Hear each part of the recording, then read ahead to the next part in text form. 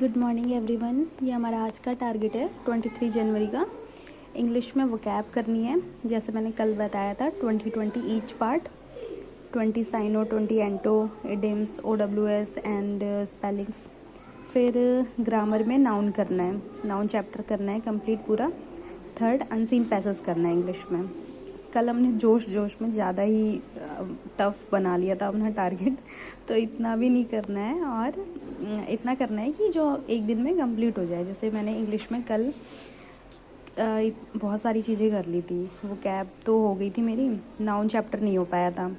Practice में ये voice errors हो गए थे, पैराजम्बल, क्लोज टेस्ट, फिलअप्स नहीं हो पाया था। सेंटेंस इंप्रूवमेंट कर लिया था, नरेशन कर ली थी और रीडिंग कर ली थी। तो हम थोड़ा सा इजी रखेंगे जो अचीव हो जाए, जिसको हम पूरा कर सकें। तो इंग्लिश में वोकैब तो रहेगी, बट ग्रामर और प्रैक्टिस में से कोई एक चीज़ रहेगी। एक दिन ग्रामर, फिर हम एक दिन प्रैक्टिस कर लेंगे, और फिर रीडिंग में से एक दिन रीडिंग करेंगे, और फिर एक दिन हम ये कर लेंगे, एक दिन पैसेज कर लेंगे और एक दिन हम रीडिंग कर लेंगे। अल्टरनेट डेज में चलेगा। फिर रीजनिंग में जैसे कल रीजनिंग मैं नहीं कर पाई, मैथ्स किया मैंने, और ये 3 क्लासेस कुछ ज़्यादा ही कर दी थी। 3 क्लासेस नहीं, क्योंकि एक क्लास ही 1.5 आवर की है, तो वही बहुत लंबी हो जाती है। फिर समझना भी होता है, बीच बीच में रोक के उसको सुनना पड़ता है, सॉल्व करने पड़ते हैं क्वेश्चन। तो एक क्लास इनफ है एक दिन के लिए।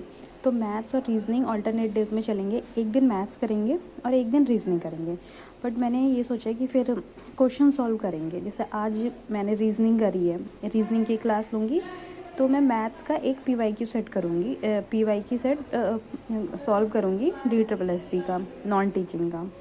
फिर जैसे कल करंट अफेयर्स तो डेली करने हैं हमें। करंट अफेयर्स कर लिया था मैंने, कल मैथ्स क्लास ले ली थी। रीजनिंग नहीं हो पाई थी, GS नहीं कर पाई थी। पॉलिटी का चैप्टर वैसे मैंने किया था, बट सही से नहीं समझ पाई थी मैं। तो आज GS और NCERT में से एक चीज़ चलेगी कि आज मैंने GS पढ़ ली, तो मैं NCERT नहीं करूँगी। ऑल्टरनेट डेज में ये दोनों रहेंगे।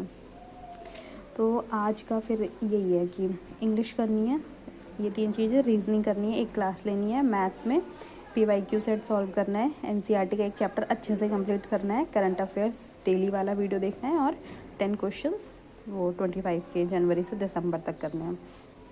ठीक है, हमें उतना ही टारगेट बनाना चाहिए जितना हम अचीव कर सकें, नहीं तो फिर बहुत स्ट्रेस में रहते हैं कि अभी कंप्लीट नहीं हुआ है।